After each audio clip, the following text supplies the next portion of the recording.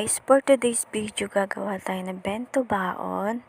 Ayan, nag-prepare lang ako ng bread na crostini. Ayan, in-slice ko lang siya kasi hindi siya kasya.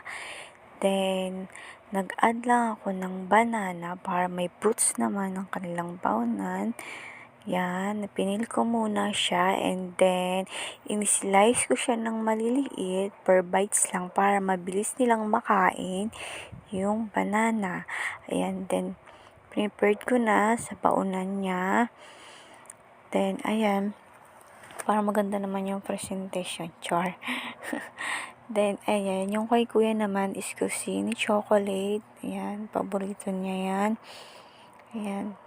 Then, nag-add lang din ako ng bread pan kasi usually, dalawa talaga yung baon niya dahil malakas siya kumain.